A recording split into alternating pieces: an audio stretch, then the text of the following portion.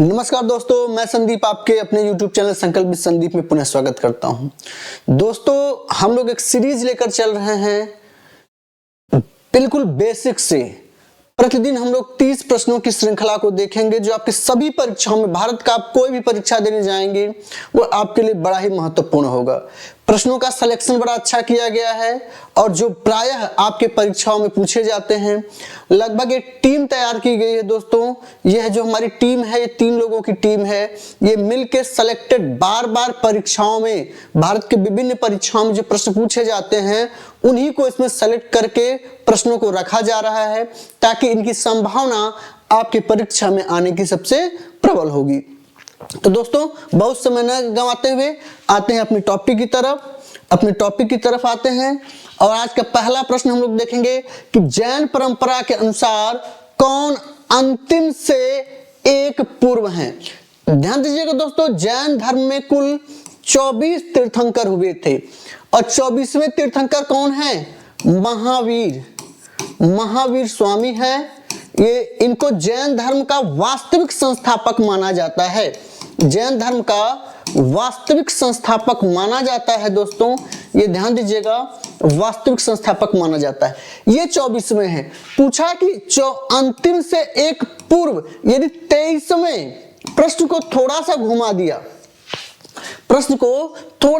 दिया, इसने कहा 23वें तीर्थंकर कौन है? तो 23वें तीर्थंकर जो हैं वो पार्श्वनाथ हैं जो वाराणसी से हैं। इनका जन्म वाराणसी में हुआ था। ठीक है, ठीक। और इसमें जो पहले तीर्थंकर थे वो कौन हैं? ऋषभ देव हैं। ठीक, इनके समय में भद्रबाहु, तो इन्होंने जैन धर्म को भाई प्रचार प्रसार में इन्होंने लगाया। ठीक है, चलिए आगे देखते हैं। निम्नलिखित में से किस स्रोत के अनुसार कहा जाता है कि अशोक ने श्रीनगर शहर को बसाया? जो वर्तमान जम्मू कश्मीर का जो श्रीनगर शहर है, इसका निर्माण किसने करवाया? तो आपसे प्रश्न पूछ ले तो अशोक ने कराया, अशोक मौर्य ने कराया। किसने कराया?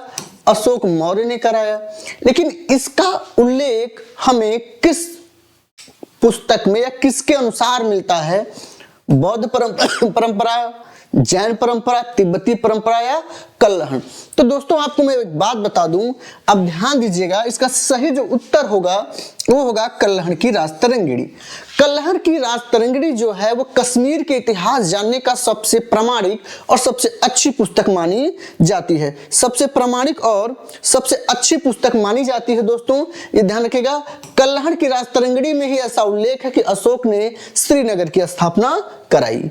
ठीक, अगला, दक्षिण भारत में जैन धर्म का प्रचार प्रसार हुआ था।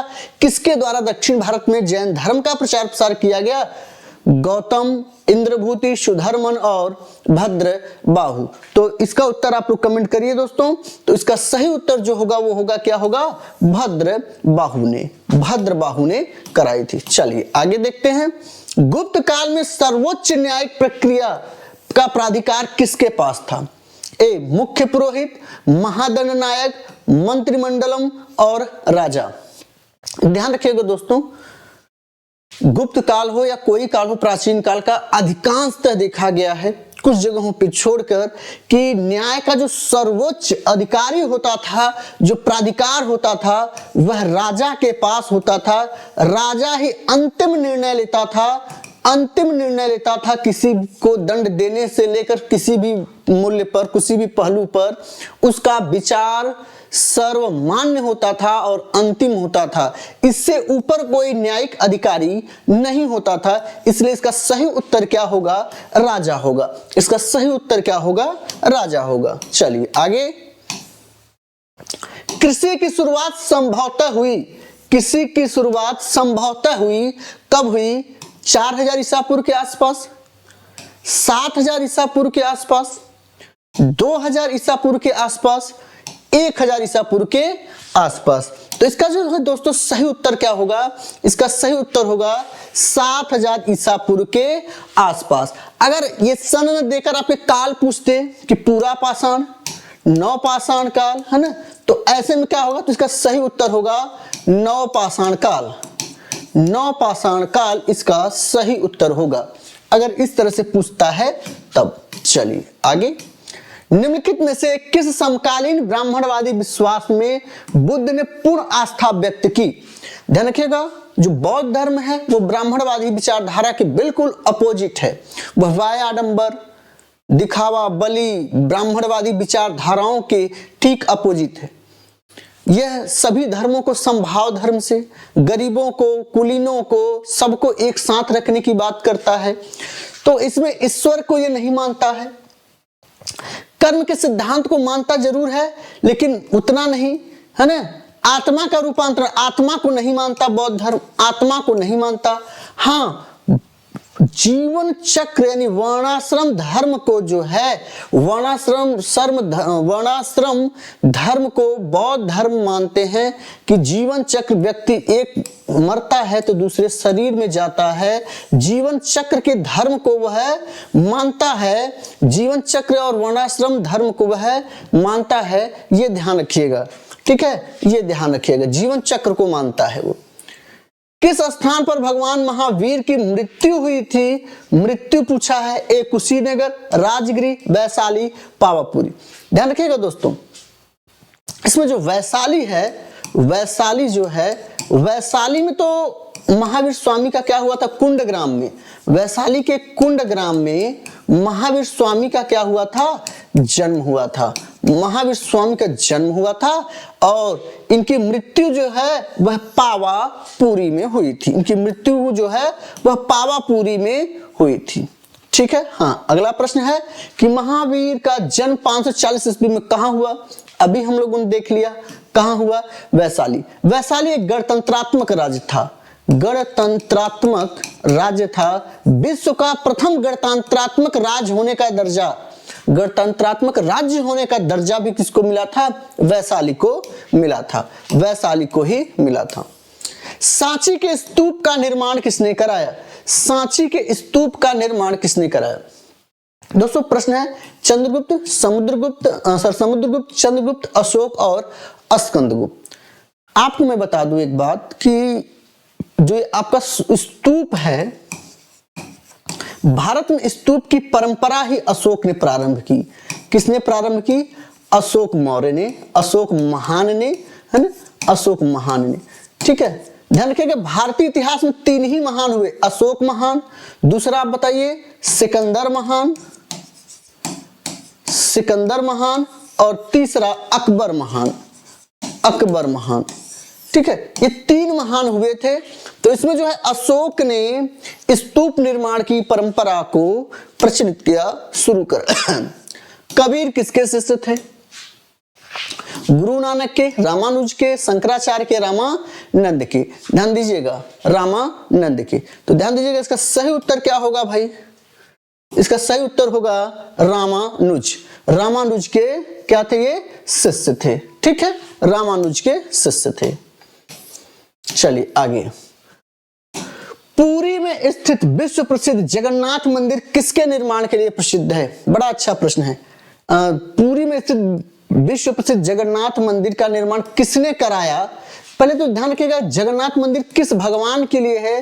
तो ध्यान रखिएगा, इसमें भगवान कृष्ण, है ना, बलभद्र और सुभद्रा इनके लिए है, कृष्ण के लिए है ये जगन्नाथ मंदिर। किसने बनवाया? तो ध्यान दीजिएगा, इसका सही उत्तर क्या होगा? अनंत वर्मन ने, है ना, अनंत वर्मन ने इसका निर्माण कराया था। अगला प्रश्न है, डायनासोर कब विलुप्त हुए? डायनासोर कब विलुप्त हुए? ध्यान रखिएगा, जुरासिक पार्क का नाम आपने सुना होगा और आप इसी को खटाक से क्लिक कर देंगे। जी नहीं, जुरासिक पार्क में तो डायनासोर पाए जाते थे, लेकिन अंतिम रूप से जो उनकी समाप्ति हो गई, विलुप्त जब हुए, तो क्रिटेशियस युग में यह बिल्कुल क्या हो गए थे? विलुप्त हो गए थे। ऋग्वैदिक काल में किस नदी का उल्लेख नहीं मिलता? दोस्तों ऋग्वैदिक काल में किस नदी का उल्लेख नहीं मिलता? यमुना, रावी, गंगा, सरस्वती, किसका उल्लेख नहीं मिलता है बताइए? तो ध्यान दीजिएगा, इसका सही उत्तर क्या होगा बताइए? किसका उल्लेख नहीं मिलता है भाई, बताएं आप। तो ध्यान रखिएगा, आपको इसमें रावी नदी का उल्लेख नहीं मिलता है, यमुना का मिलता है, गंगा का मिलता है, सर्वाधिक बार सरस्वती का मिलता है, और इतना ही नहीं, सरस्वती सबसे पूजनी नदी थी, नदी तमा के नाम से जानी जाती थी, इन्हें नदी तमा कहा जाता था। ये ध्यान रखिएगा, नदी तमा कहा जाता था, नदी तमा इनको कहा जाता था। ये विशेष रूप से इनका नदी तमा कहा जाता था, इसलिए ध्यान दीजिएगा। अगला जो हमारा प्रश्न है 14 नंबर का जो प्रश्न है कि निम्नलिखित में से अश्वमेध यज्ञ का आयोजन किसने किया था? अश्वमेध यज्ञ का आयोजन किसने किया? अजातशत्रु, अशोक, समुद्रगुप्त और चंद्रगुप्त। तो ध्यान दीजिएगा दोस्तों, अश्वमेध यज्ञ प्रकार का सिक्का,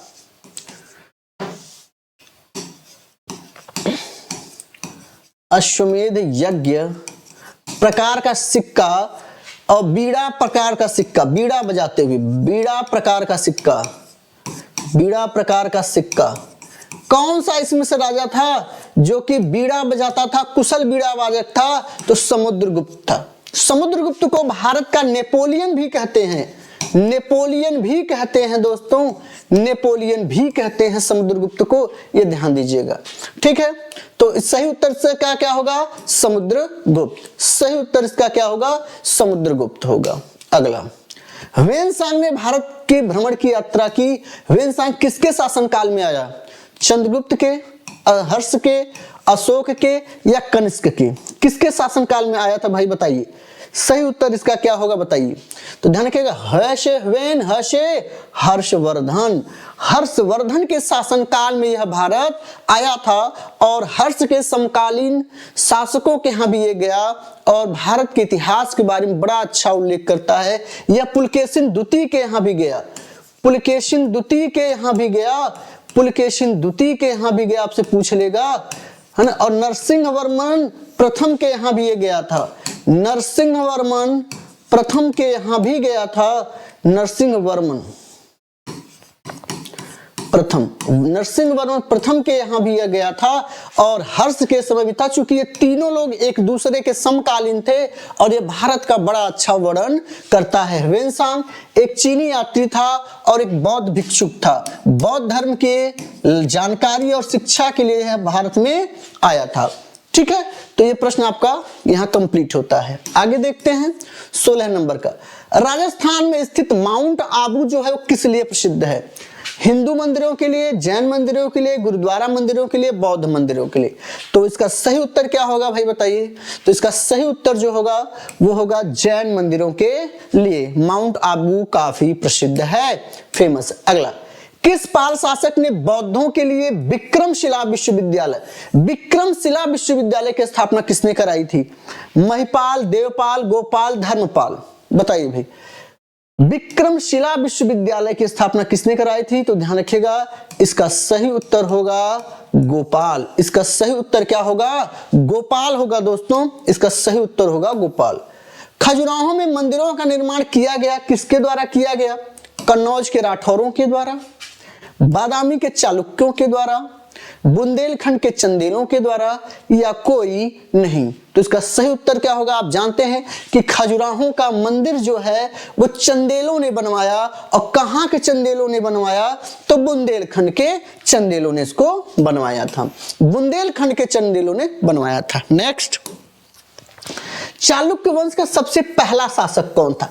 यहां देखिए प्रश्न, मैंने कहा ना कि ये सिलेक्टेड प्रश्न लिए जा रहे हैं जो भारत के विभिन्न परीक्षाओं में आपसे जीके जीएस में बार बार पूछे जाते हैं, जहां हम जाके लगता है कि ये प्रश्न तो मैंने कभी पढ़ा ही नहीं। ध्यान रखिएगा, इसमें अगर सबसे प्रतापी शासक की बात करी जाए तो पुलकेशिन द्वितीय है। पुलकेशिन द्वितीय का एक अभिलेख मिलता है, ऐहोल अभिलेख। क्या मिलता है?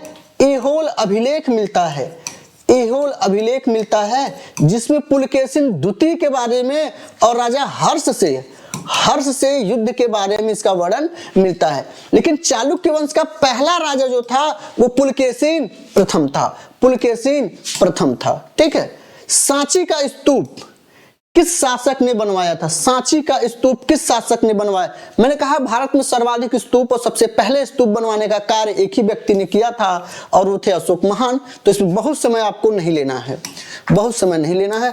अगला है, कुषाण शासक कनिष्क का राज्यारोहण कब हुआ?